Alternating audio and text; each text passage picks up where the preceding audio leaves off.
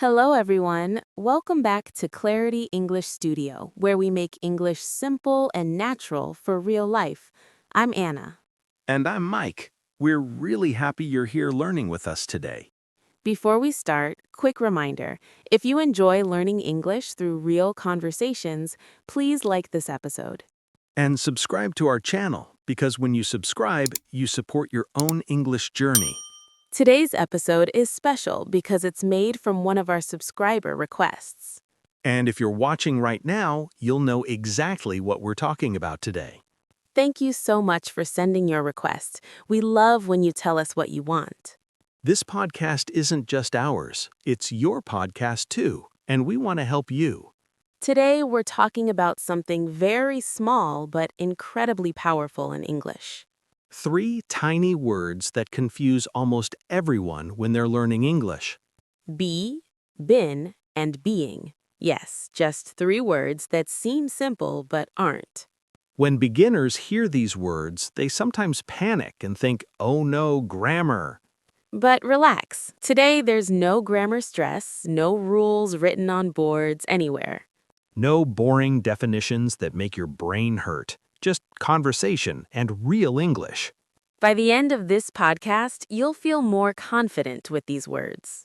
Not perfect, but genuinely confident, and confidence is more important than perfection. Always remember that. Okay, let's start very softly and easy today. Tell me something, Mike. When you were learning a new language, did you feel scared? All the time.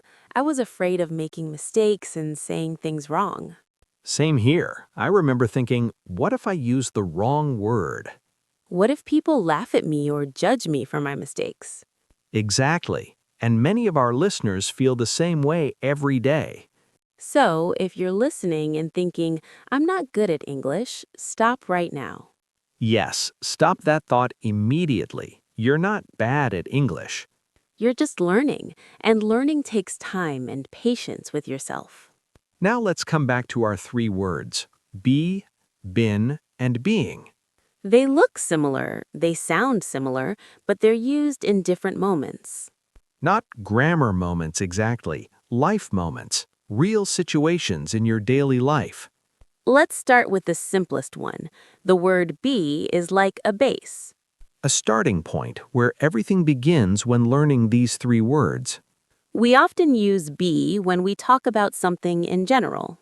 Or something that isn't fixed yet or still developing in the future. Let me give a very easy example from real life that makes sense. Okay, please do. Real-life examples are always the best way. I say, I want to be confident in English. That's a perfect sentence. Nice sentence indeed, but notice you're not saying, I am confident right now. And you're not saying I was confident in the past either. You're talking about a wish, a goal, something you want in your life.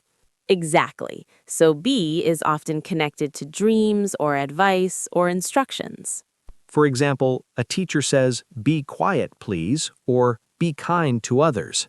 Or your friend says, be careful on the road, or be patient. These are not long actions that take time. They're simple ideas. Very common in daily English that people use all the time. Now, let me ask you something. If I say, I want to be happy, right? Yes, perfect. Simple English. Very natural. No stress or confusion at all. Now, listeners, think about your own life for a moment. Say it with us out loud. I want to be blank. Maybe successful, maybe confident, maybe better at English overall. That's be. That's what we're talking about. Now, let's move forward slowly. Not fast, no running. Let's talk about been, which scares people. Yes, people say, Anna, when do I use been? They look worried. So let's calm everyone down right now. Been is connected to past. But not just any past. It's about experience, something that happened. Let me give a simple example that happens in real life. Please do. I have been tired today. That feels natural. You're talking about your experience, your feeling from earlier today. Yes, exactly. Another example. I have been to New York City. Ah, very common sentence people use when describing travel experiences. I'm not saying I am in New York City right now. And I'm not saying I will go to New York. I'm saying I experienced it before. I went there at some point. So been means I was there or I experienced it. Exactly. Listeners, this is important. You don't need to remember grammar names. Just remember feeling. Been equals experience, life experience, good or bad. For example, I've been nervous speaking English in front of people. Oh, yes, very honest sentence. Many listeners feel that exact way. But now they're trying, they're listening, they're improving every day, and that's something to be proud of. That's real progress. Now, let's talk about the third word. Yes, being is interesting. This word talks about now, something happening at this moment. Or around this time period in your life right now.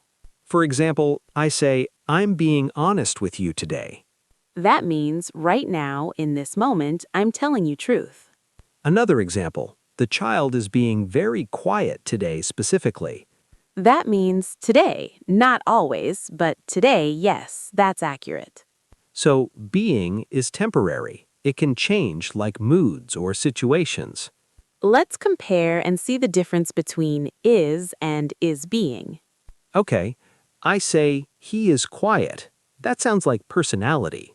But he is being quiet, that sounds like right now, today.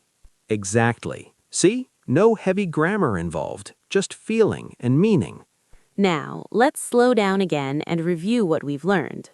Be equals dream, advice, idea, and future goals you want. Been equals experience, past, things that happened and matter now. Being equals happening now, temporary, changing, this moment specifically. Simple. And remember, you don't need to master this today. Just understand it and use it slowly in conversation. Even one sentence a day using these words is enough. Before we end this part, let me say something important. Making mistakes in English is not shameful or embarrassing. Not at all. Staying silent is worse than mistakes. Because language is for speaking, for connection, for confidence. And you're already doing great by listening and trying. Now that we've eased into the topic, let's talk honestly. These three words, be, been, being, confuse even confident learners. And the confusion doesn't come from grammar books, really. It comes from fear of sounding wrong. People often tell me I understand English when listening. But when I speak, my mind freezes and stops. And many times, be, been, being are the reason. Exactly, because they look small but carry time and feeling. So let's understand them like humans, not like students. Let's start with be, but not like classroom rules. Let's think about real life. When do we use be? Usually when we talk about hopes, advice, future situations. Imagine someone starting a new job today, feeling nervous. A friend might say, just be confident, you'll do fine. Here, be is not about now or before. It's about mindset. It's about how to act. Another commonplace is polite advice, like be on time. Or be respectful with clients. Or be open to learning. No grammar stress, no tense confusion, just guidance and help. Learners should remember, when English talks about how to act, be appears. Now let's talk about dreams. This is where be becomes emotional. People say, I want to be successful or confident. I want to be fluent in English one day. These sentences aren't about now, they're about becoming. Yes, be connects who you are now to who you want. And that's powerful for learners because language learning is a journey. When someone says, I want to be better at speaking, That sentence already shows hope and belief in yourself. now let's move to been. This word carries experience. Yes, been tells a story about time in your life. But learners get confused because been never stands alone. It always comes with have or has, always. let's connect it to real life. How do people talk? Someone might say, "I've been busy today." This doesn't mean they're busy forever, right? It means the day started and things happened and continue. Now think about emotions. I've been stressed lately. I've been feeling tired. I've been worried about future.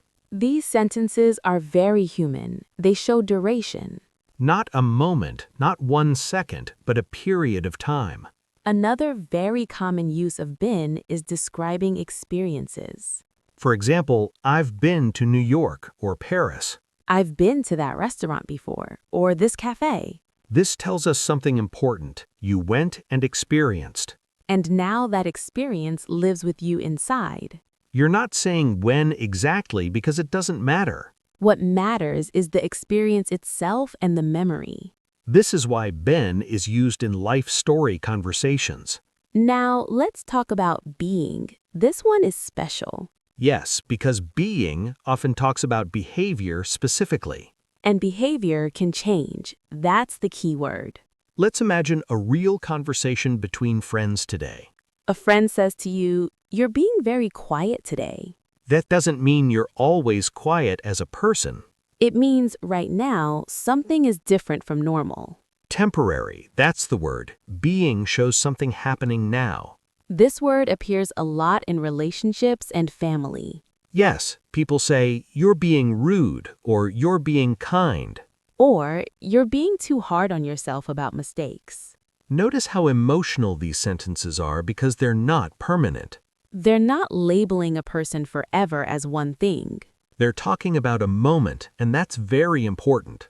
It makes communication softer and leaves space for change. Saying, "You are rude," sounds permanent and harsh.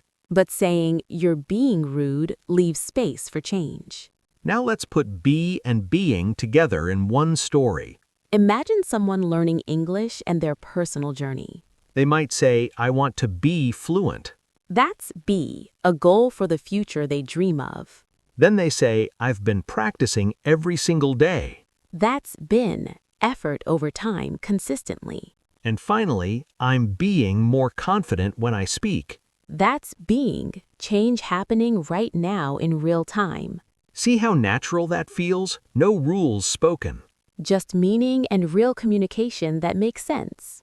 Let's quickly touch mistakes without any fear at all. Because mistakes are absolutely part of learning English. Some learners say, "I am been tired." But we gently correct it to, "I have been tired." Some say, "I am be careful." But we say, "Be careful," without the am. And sometimes people avoid being because they're unsure. But it's okay to say, "I'm being honest." I'm being serious. English is forgiving when intention clear. If learners remember only one thing from this episode, What should it be exactly? that English is not about perfection ultimately. It's about connection and communication between people. Be helps you express who you want to become. Been helps you share your journey and experience. And being helps you talk about who you are. You don't need to rush, don't need to fear. Just keep speaking, keep listening, keep trying. And slowly, English will start feeling natural and easy. If this episode helped you understand English more clearly, Please like this video and subscribe to our channel.